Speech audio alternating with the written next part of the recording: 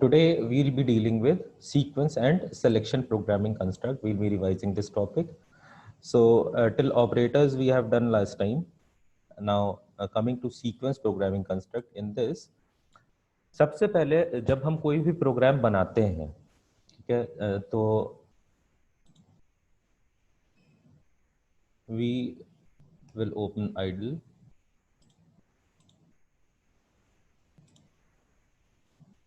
Now जब भी हम इस कोई भी प्रोग्रामिंग करते हैं तो उसका एक पर्टिकुलर सीक्वेंस होता है या ऑर्डर होता है.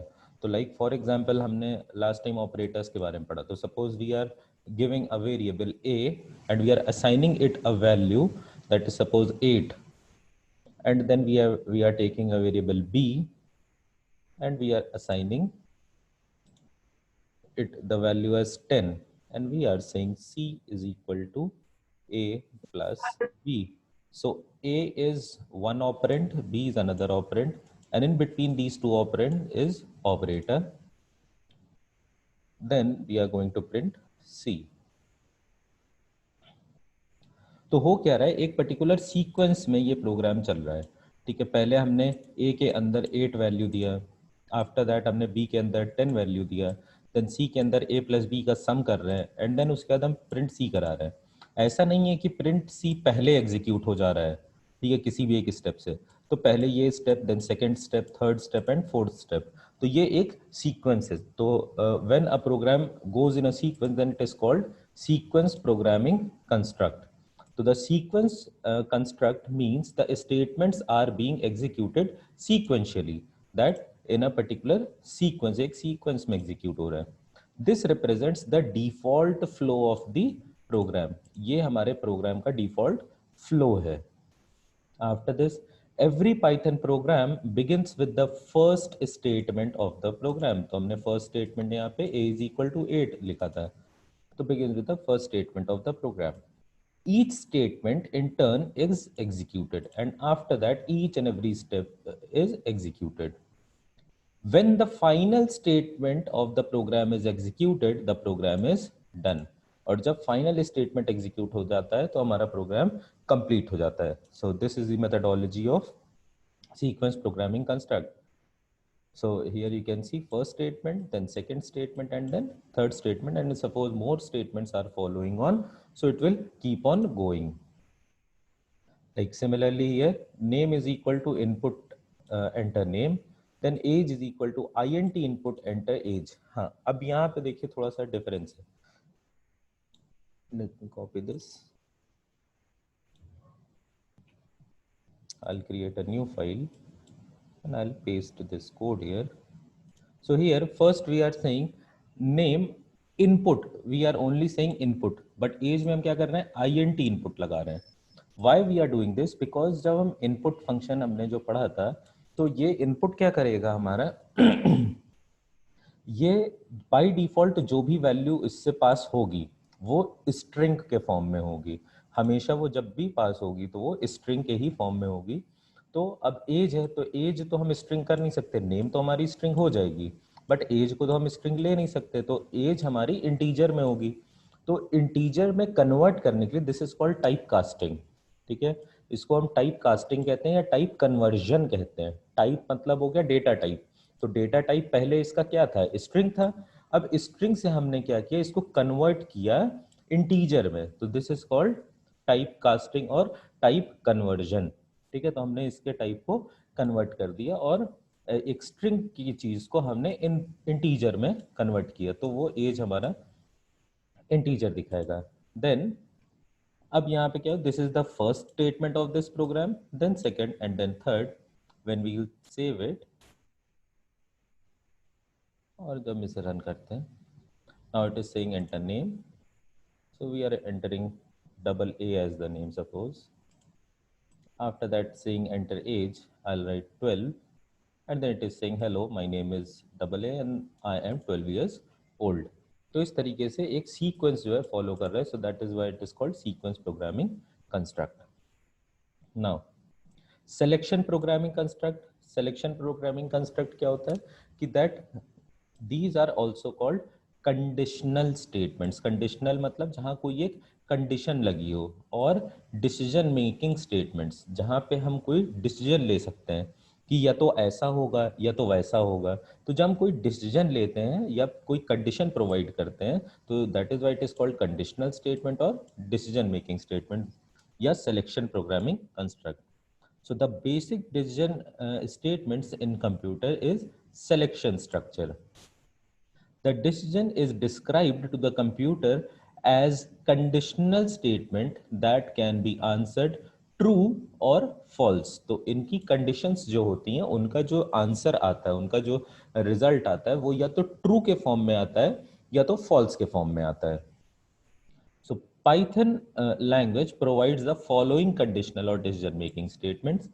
First is if statement, then if else statement, फिर if elif else statement। elif का मतलब होता है else if, elif का मतलब होता है else if, उसको elif कहते हैं। if elif else statement and then nested if else statements, ठीक है। अब सबसे पहले if statement क्या होता है? So if statement is the most simple decision making statement, ठीक है। It is used to decide whether a certain statement or block of statements will be executed or not। अब statements क्या हैं पहले तो ये समझ लेते हैं। नाउ अब सपोज ये है एक हम कोई भी कोड लिखा, जैसे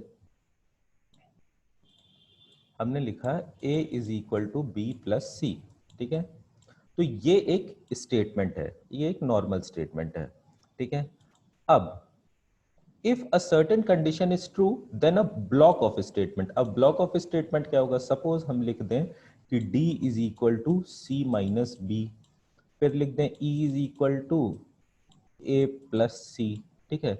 अब ये क्या हो गया? पूरा का पूरा एक ब्लॉक ऑफ स्टेटमेंट हो गया। पहले तो ये एक सिंगल स्टेटमेंट हमने लिखा था, अब क्या है? ये ब्लॉक ऑफ स्टेटमेंट हो गया।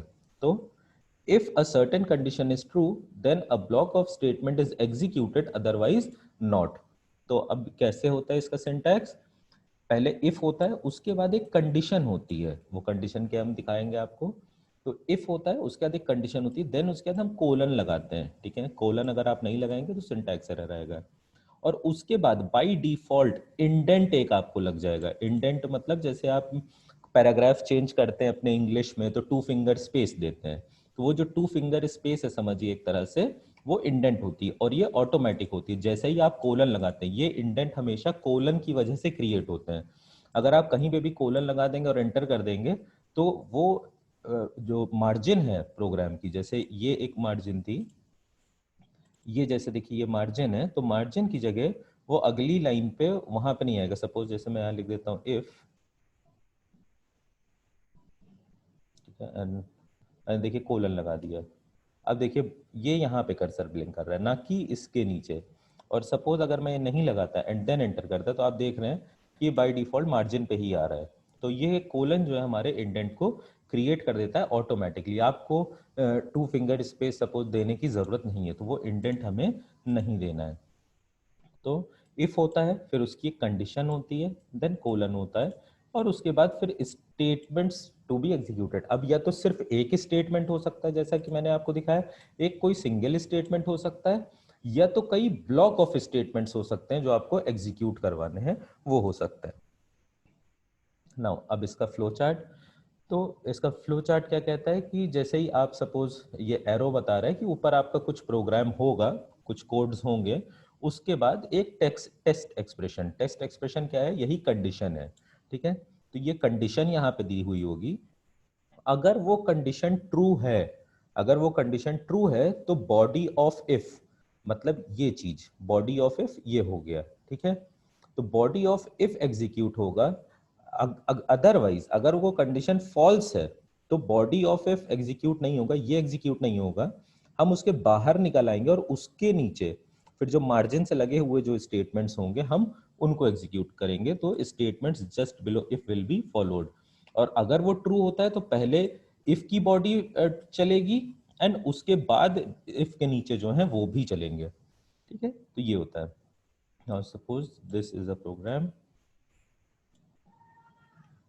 अब ये प्रोग्राम किस चीज का है कि हमें चेक करना है कि एक नंबर पॉजिटिव है या नहीं है, ठीक है। अब देखिए यहाँ पे इंडेंट हमारा क्रिएट है। अब हमने इसमें मैं जूम इन कर देता हूँ। हाँ,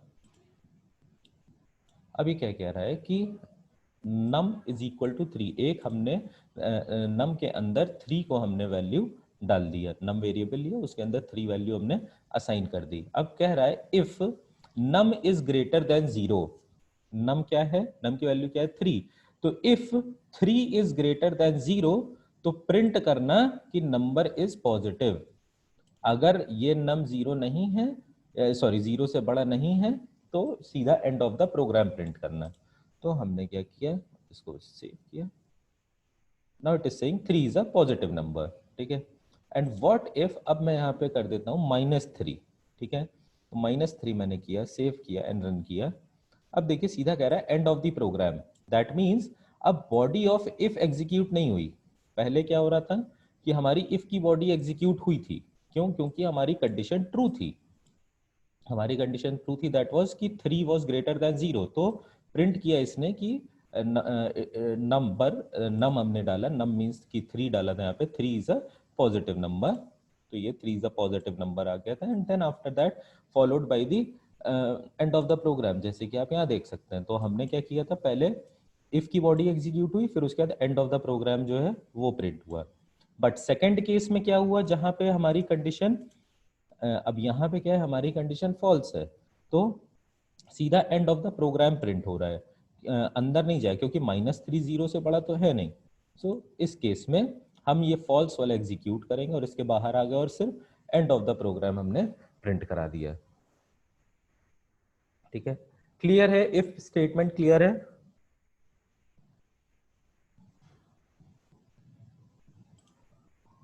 शाश्वत क्लियर है। Yes, sir. हाँ, okay. Now if L statement, अब इस स्टेटमेंट का एक प्रॉब्लम ये था कि अब सब की नंबर अगर नेगेटिव था तो कुछ प्रिंट नहीं करा रहा था। मींस हमने जो इफ की कंडीशन थी वो तो हमने प्रिंट करा दी, बट व्हाट इफ कि हमें ये भी प्रिंट कराना है कि अगर ये कंडीशन फॉल्स होती है तो हमें कोई एक और कंडीशन चाहिए जो कि बता दे कि नहीं ये नंबर तो नेगेटिव नंबर है, कुछ ऐसा। तो उस केस में हम क्या करेंगे, इफ एल्स यूज करेंगे। तो द इफ स्टेटमेंट, अभी तक इफ स्टेटमेंट में क्या हो रहा था, the if statement alone tells us that if a condition is true it will execute a block of statement, की अगर वो कंडीशन ट्रू होता है तो उसके ब्लॉक ऑफ स्टेटमेंट एग्जीक्यूट हो गए। And if the condition is false it won't, अगर कंडीशन फॉल्स होगी तो won't. But what if we want to do something else if the condition is false, कि अगर कंडीशन फॉल्स हो गई तो हमें कुछ और अगर करना है, तो उस केस में क्या होगा, here comes else statement. So when we use else statement with if statement to execute a block of code, then the condition is when the condition is false। तो अभी तक तो ये if का था, ठीक है, इतना हमने if का पढ़ा था। अब उसी के बाद क्या लग जाएगा, else का एक स्टेटमेंट लग जाएगा, followed by it's block of statement, या सीधा सिंपल सा कोई एक स्टेटमेंट। अभी तक हमने क्या किया था कि ब्लॉक ऑफ स्टेटमेंट नहीं किए थे, ये आप देख सकते हैं सिर्फ सिंगल स्टेटमेंट था, ब्लॉक ऑफ स्टेटमेंट नहीं था। ब्लॉक ऑफ स्टेटमेंट मतलब कई स्टेटमेंट्स हो जाते सपोज यहाँ पे, ठीक है। तो हमने सिंगल स्टेटमेंट यूज किया, तो एग्जीक्यूट दिस ब्लॉक, या इसकी बॉडी, इफ की बॉडी अगर फॉल्स होती है तो एल्स की बॉडी एग्जीक्यूट होगी, और अगर इफ की बॉडी ट्रू, इफ की कंडीशन ट्रू हो जाती है तो इफ की ब्लॉक एग्जीक्यूट होगी। तो ये है इसका फ्लो चार्ट। तो सपोज ये टेक्स्ट एक्सप्रेशन दिया हुआ है, कोई टेक्स्ट एक्सप्रेशन मीन जो हमारी कंडीशन दी हुई है, तो वो कंडीशन अगर हमारी दी है, अगर वो ट्रू है तो बॉडी ऑफ इफ एग्जीक्यूट होगी, और अगर इफ इन केस वो फॉल्स है तो बॉडी ऑफ एल्स हमारी एग्जीक्यूट होगी, and then followed by the statements just below if and else. तो ये कैसे होगा, सपोज अब हमें इसी प्रोग्राम को कन्वर्ट करना है कि अब जैसे हम इसको फिर से रन करके दिखा देते हैं, आप देख सकते हैं सीधा एंड ऑफ द प्रोग्राम। अब हमें डिस्प्ले ये कराना है कि यहाँ पे ये डिस्प्ले हो कि this is a negative number. तो हम सिंपली क्या करेंगे, एंटर किया। अब देखिए जब हमने एंटर किया इफ के नीचे तो ये इंडेंट के यहाँ पे आ रहा है, तो आपको सिंपली एक बैक स्पेस दबाना है। बैक स्पेस दबा के आप पीछे चले गए एंड देन एल्स स्टेटमेंट आप लेंगे, एल्स प्रिंट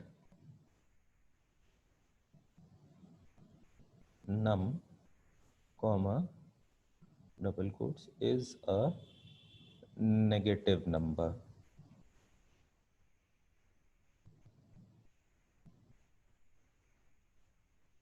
और उसके बाद end of the program I'm saving it. Now I'll run it. Now it is saying 3 is a negative number and then it is saying end of the program. So here, if suppose I make it a positive number, this is 3, I'll save it, done it. Now it is saying 3 is a positive number. So you can see for minus 3 it is saying minus 3 is a negative number and for 3 it is saying is a positive number.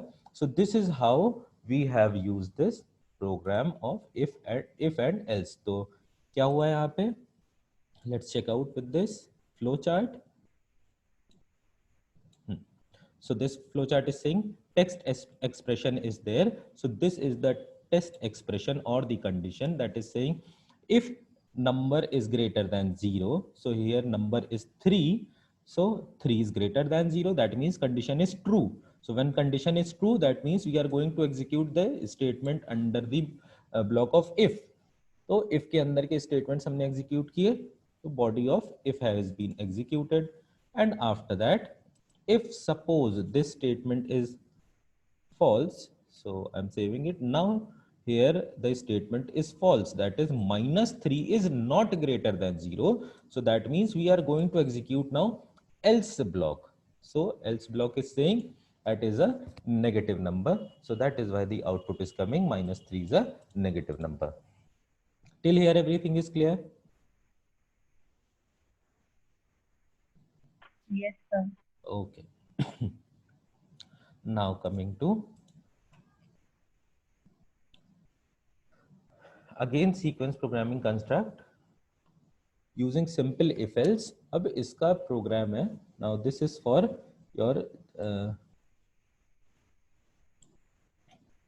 tax calculation. ठीक है. अब question है, write a program to calculate the amount payable after sales discount which is 10% up to the sales amount 20,000. कि हमें क्या करना है? सबसे पहले calculate the amount payable, means हम कितना पे करेंगे. अगर सपोज हमने कोई सामान खरीदा है, किसी हम दुकान पे गए, सपोज बिग बाजार गए हैं, तो बिग बाजार हम गए, वहां हमने कोई एक सामान खरीदा, तो हम उस सामान का कितना पैसा देंगे, उस पैसे को कैलकुलेट करने के लिए एक प्रोग्राम बनाना है after putting the sales discount. कि सपोज वहां पे एक बोर्ड लगा हुआ था और उस बोर्ड पे लिखा था कि 10% ऑफ. ठीक है, तो which is 10% up to the sales amount 20,000. जैसे कि आप बिग बाजार जाते होंगे, लिखा रहता होगा 4,999 तक की शॉपिंग पे 10% का डिस्काउंट, 7,000 की शॉपिंग पे आपका 20% का डिस्काउंट. तो उस तरीके से जो डिस्काउंट है, तो which is 10% up to the sales amount that is 20,000. 20,000 तक का अगर आप सामान खरीदेंगे तो 10% का discount and 17.5% on amounts above that, और 17.5% उसके ऊपर के अमाउंट्स के लिए. सपोज आप 30,000 फिर 40,000 या 20,000 1 रुपी का ही क्यों ना खरीद लें, तो वो आपका 17.5 लगेगा वहां पे discount. There is GST payable in range of 5 से 18%. अब जीएसटी आप पे करेंगे 5 से 18%, ये डिपेंड करता है आपने कौन सा सामान खरीदा है. ठीक है, तो that is why range is given at the discounted price. जो प्राइस आपकी डिस्काउंटेड है उस पे ये जीएसटी लगेगा. तो इसका एक प्रोग्राम बनाना है. तो सबसे पहले हमको जो चीजें समझ में आ रही हैं कुछ, तो वो ये है कि हमें पहले एक इनिशियल अमाउंट दैट इज की जो एक अमाउंट आपके, सपोज आप मोबाइल खरीदने गए, तो मोबाइल के बॉक्स के ऊपर आपका अमाउंट लिखा हुआ है एमआरपी, तो आपकी वो एमआरपी हो गई. अब एमआरपी पे आप सपोज आपने मोबाइल जो खरीदा वो 15,000 रुपए का मोबाइल था, तो that means you are following in this category कि 10% up to the sales amount of 20,000. तो आप इस कैटेगरी में आ गए, तो 15,000 पे आपको 10% का डिस्काउंट लगेगा. तो दैट मीन्स अब आपको वो 10% का डिस्काउंट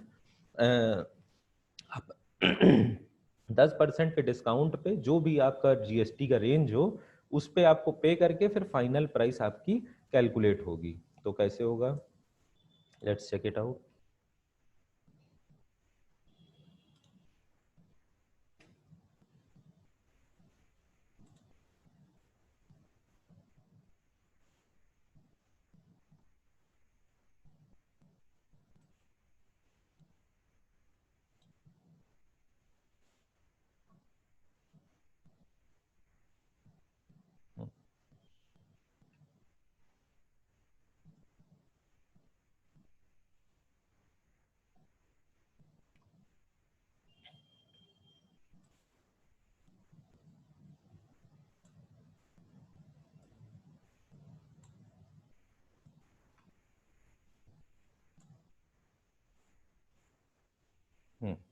अब ये हमारा, अब पहले क्या है, सेल्स अमाउंट मींस, अब ये सेल्स अमाउंट क्या है, आपकी एमआरपी जो आपके डिब्बे के ऊपर आपकी प्राइसिंग लिखी है। तो सपोज दिस इज 15,000,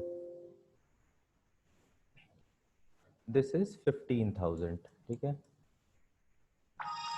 ये आपने 15,000 एंटर कराया। देन अब जीएसटी रेट क्या कह रहा है कि 5 से 18%। तो सपोज आप वो मोबाइल लेके जो काउंटर बॉय है आप उसके पास गए, सपोज मैं काउंटर बॉय हूँ, आप मोबाइल लेके मेरे पास आए, तो मैं क्या करूँगा, मैं पीछे एमआरपी देखूंगा, उसके पीछे एमआरपी लिखी थी 15,000। अब उसके ऊपर सपोज कि मोबाइल है तो थोड़ा लग्जरी आइटम आता है तो 18% जीएसटी लग जाएगा, तो 18 हम उसकी वैल्यू डाल देंगे। अब क्या होगा कि पूरा का पूरा प्रोग्राम अब हमारा एनालाइज करेगा और बताएगा कि हमको कितना अमाउंट पे करना है। तो ये कैसे होगा, तो कह रहा है if sales amount is less than equal to 20,000। क्यों, क्योंकि कह क्या रहा था हमारा क्वेश्चन कि which is 10% up to the sales amount 20,000। Up to का मतलब कि 20,000 तक। तो 20,000 तक मतलब कि 20,000 भी उसमें इंक्लूडेड है, कि अगर ये सपोज 20,000 होता तो भी। तो हमने क्या किया, लेस देन और इक्वल टू। तो अगर वो अमाउंट या तो इक्वल टू लगने का मतलब कि 20,000 रुपए हो, या सपोज वो 1 रुपए का सामान हो, 1 रुपए के सामान से लेके 20,000 रुपए तक के सामान के लिए आपको 10% का डिस्काउंट रेट लगेगा। तो यहाँ पे क्या है हमारा 15,000, तो 15,000 इक्वल टू तो नहीं है बट लेस है, तो दैट मीन कंडीशन हमारी ट्रू हो गई। कंडीशन ट्रू हो गई तो अब हम इफ का ब्लॉक एग्जीक्यूट करेंगे। तो इफ का ब्लॉक हमारा क्या कह रहा है कि disc rate that is discount rate 10 लगेगा, ठीक है, 10% का डिस्काउंट रेट लगेगा। और अगर सपोज ये फॉल्स होता, सपोज ये 25,000 हो जाता, तो ये दोनों ही कंडीशन फॉल्स हो जाती, तो एल्स का एग्जीक्यूट होता जिसमें कि 17.5, या ये 50,000 ही क्यों ना हो जाता तो ये 17.5 ही लेता। क्यों, क्योंकि हमारा प्रोग्राम क्या कह रहा था, and 17.5% on amount above that. फिर उसके बाद क्या हुआ, हमने अब ये 10% का हमने ले लिया डिस्काउंट रेट। फिर अब हमारे डिस्काउंट के फॉर्मूले पे, तो डिस्काउंट का फॉर्मूला क्या है कि हमारा एमआरपी इंटू जो भी आपका डिस्काउंट रेट है अपॉन 100, ठीक है। तो सेल्स अमाउंट हमारा कितना था, 15,000, ठीक है, 15,000 प्लस, अब उसके बाद डिस्काउंट रेट हमारा है that is 10 divided by 100, sorry sorry plus नहीं इंटू हो जाएगा, सॉरी, हाँ इंटू ये, तो 2 जीरो यहाँ से कटे, 2 जीरो यहाँ से कटे, ठीक है। तो दैट मीन्स 1500 हमारा ये डिस्काउंट आ गया, 1500 हमारा डिस्काउंट है, ठीक है। नाउ लेट्स चेक, क्योंकि हमने यहाँ पे डिस्काउंट प्रिंट भी कराया है, तो लेट्स चेक कि हमारे प्रोग्राम में इतना आ रहा है कि नहीं।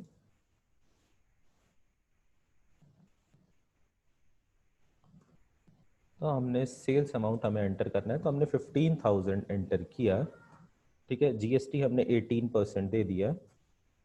नाउ यू कैन सी कि परचेज अमाउंट हमारा 15,000 है और डिस्काउंट जो ऑफर हो रहा है हमारा 1,500 हो रहा है एट द रेट ऑफ 10%, ठीक है। तो हमारा दैट मीन्स कि अभी तक हम सही जा रहे हैं।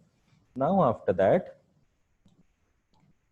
अब हम आ गए कि हमें आफ्टर डिस्काउंट, ठीक है, आफ्टर डिस्काउंट हमें क्या करना है कि आफ्टर डिस्काउंट के बाद पैसा कितना देंगे, तो सेल्स अमाउंट में से हम डिस्काउंट को माइनस कर देंगे, सेल्स अमाउंट में से हम डिस्काउंट को घटा देंगे। तो सेल्स अमाउंट हमारा कितना था, 15,000, 15,000 में हम 1500 माइनस कर देंगे, ठीक है, तो वो हमारा आफ्टर डिस्काउंट आ जाएगा। अब जो भी हमारा आफ्टर डिस्काउंट आएगा उस पे हम जीएसटी निकालेंगे। क्यों? क्योंकि हमारा यही कह रहा था कि there is GST payable in the range of 5 to 18% at the discounted price, तो उस पे हम अब डिस्काउंट निकालेंगे।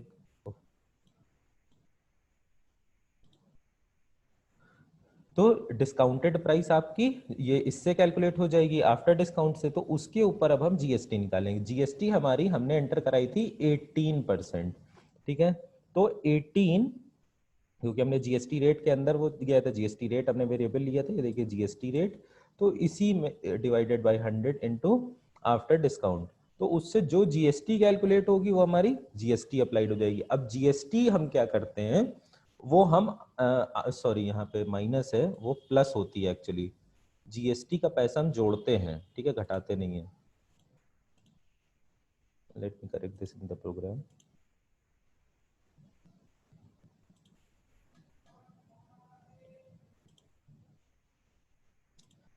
हाँ, फिर से मैं रन करा देता हूँ। सेल्स अमाउंट सपोज हमने ले लिया 25,000 हम ले लेते हैं, ठीक है, आपकी दूसरा लेते हैं।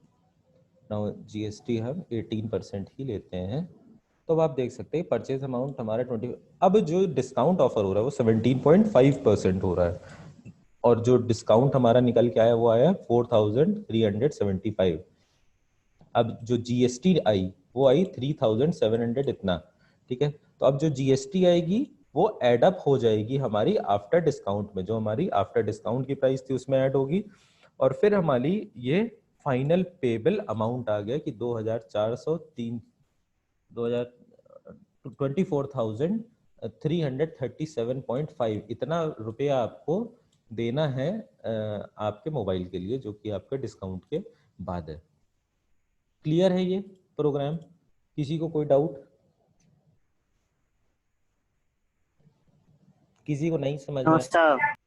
क्लियर है ना? जो अभी रिसेंट ज्वाइन किए हैं, जो लोग आईपी जिन्होंने अभी अभी लिया है, उन सबको क्लियर है? I think so. Shashwat was there, who else was there? Pranav was there. Pranav clear है?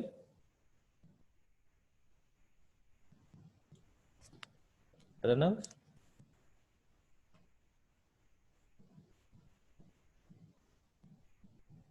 Excuse me sir. हाँ बेटा। सर एक बार और समझा दीजिए। अच्छा, देखो बेटा, सबसे पहले ना क्वेश्चन हम समझते हैं। तो क्वेश्चन क्या कह रहा है, write a program to calculate the amount payable after sales discount. आप बेटा माइक ऑन करो अपना। यस। हाँ, आप बिग बाजार गए हो शॉपिंग करने? यस। तो बिग बाजार जैसे आप गए तो आप कोई भी कमोडिटी खरीदते हो तो आप उसको ले जाके काउंटर बॉय को देते हो, तो जो भी उस पर डिस्काउंट होता है तो वो क्या होता है कि काउंटर बॉय आपको ऑटोमेटिकली लगा के फिर आपको पर्ची निकाल के देता है कि सर आपको इतना पे करना है अमाउंट। तो हमें वही फाइनल पेबल अमाउंट वो हमें कैलकुलेट करना है after sales discount, after discount के बाद हमें वो अमाउंट कैलकुलेट करना है। अब वो उस डिस्काउंट का क्राइटेरिया क्या है, तो उसका क्राइटेरिया ये है कि 10% होगा कि 20,000 तक के आइटम पे, और 17.5% होगा 20,000 के ऊपर चाहे कोई सा भी आइटम, 1 लाख का भी आप सामान खरीद लीजिए तो 17.5% ही आपका डिस्काउंट लगेगा। Then there is GST payable in the range of 5 से 18% एट द डिस्काउंटेड प्राइस। तो अब जीएसटी जो आपका लगेगा वो 5 से 18% डिपेंड करता है आप कमोडिटी क्या लेते हैं। सपोज आप ब्रेड का पैकेट लेने जाते हैं तो ब्रेड पे 5% जीएसटी लगती है, ठीक है, क्योंकि हाउस होल्ड आइटम है। कपड़ा आप खरीद रहे हैं तो 5% लगेगी। कुछ चीजें जिन पे 10%, 12% जीएसटी। अब जो लग्जूरियस आइटम्स होते हैं, सपोज लैपटॉप खरीद रहे हैं तो उस पर 18% जीएसटी लगेगी, ठीक है। तो इस तरीके से वो जीएसटी कैलकुलेट होती है। तो डिपेंडिंग अपॉन द कमोडिटी वो रेंज दी गई है 5 से 18% एट द डिस्काउंटेड प्राइस। जो आपका अमाउंट डिस्काउंट के बाद निकल के आएगा उस पे जीएसटी लगती है, ठीक है, तो उसी के ऊपर जीएसटी लगेगी। दैट मीन्स कि सपोज हमने 25,000 का सामान खरीदा, हाँ, और उस पे हमको डिस्काउंट, सपोज मैं कह रहा हूँ डिस्काउंट अगर निकल के आया कि 5,000 रुपए का, तो वो सामान हो गया 20,000 रुपए का। लेकिन अब आप 20,000 नहीं देंगे, क्यों? क्योंकि उसके ऊपर अभी आपको जीएसटी भी जुड़ेगी, तो जीएसटी उस 20,000 पे निकलेगी, ना कि 25,000 पे।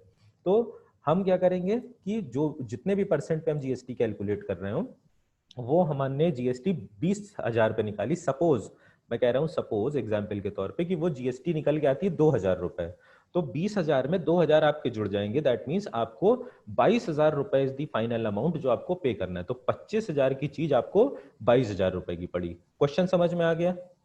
Yes sir. अब क्वेश्चन समझ में आने के बाद अब ये हम देखते हैं प्रोग्राम। तो उसी तरह हमने क्या किया, 15,000 रुपए का एक आइटम लिया, ठीक है, और वो हम पहुंचे काउंटर पे हमने दे दिया। उस पर हमने 18% की जीएसटी लगाई। अब हमने जब चेक किया, अब क्योंकि हमें क्राइटेरिया डालना है कि वो कहाँ फॉल करता है, वो 10% की रेंज में फॉल करेगा कि वो 10% की रेंज में जाएगा कि 17.5% की रेंज में जाएगा, तो हमको ये रेंज देखनी है। तो उसके लिए हम इफ एल्स का हम कंडीशन लगाएंगे यहाँ पे। तो हम देख रहे हैं कि 15,000 जो है लाई कर रहा है कि 10,000 वाले के रेंज में। तो हमने ये वाली कंडीशन ट्रू हो गई हमारी और 10% यहाँ से निकल गया। ठीक है, वो ऑटोमेटिकली कंप्यूटर से होना है। ठीक है, क्योंकि हम यहाँ नहीं पुट कर रहे हैं कि 10% का लगाओ अपने से। ये इनपुट हमारा, ये इनपुट नहीं है, ये बाय डिफॉल्ट बिग बाजार का इनपुट है। ठीक है, कि वो किस आइटम पे कितना डिस्काउंट देगा। तो ये लग गया हमारा, 10% का हमारा सेलेक्ट हो गया। आफ्टर दैट हमने डिस्काउंट कैलकुलेट किया सिंपली डिस्काउंट के फॉर्मूला से।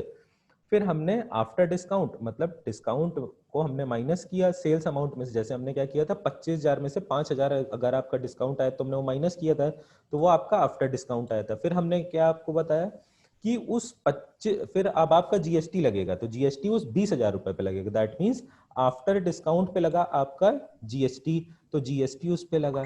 अब जो ये जीएसटी निकल के आया ये आपका एडअप होगा आफ्टर डिस्काउंट में। क्यों? क्योंकि हमने क्या किया था, आपसे बोला था जब 20,000 रुपए पे आज सपोज 2,000 आपकी जीएसटी आती है, ठीक है, तो 2,000 रुपए इसमें जुड़ेंगे। दैट मीन्स आप 22,000 रुपए पे करेंगे, तो वो इसमें जुड़ गई और उसके बाद ये नेट पेबल अमाउंट में आ जाएगा। तो नेट पेबल अमाउंट ये हमारा डिस्प्ले होगा इस पे, और यहाँ से हमारा जीएसटी। ठीक है, तो हमने वही सिंपली यहाँ पे प्रोग्राम में किया कि हमने ये प्रोग्राम था हमारा, सेव किया, हमने रन किया।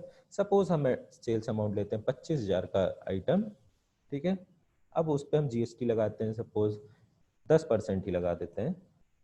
तो अब हम देख सकते हैं कि परचेज अमाउंट हमारा इतना था। अब उस पे हमारा जो डिस्काउंट लगा वो 4,375 का लगा।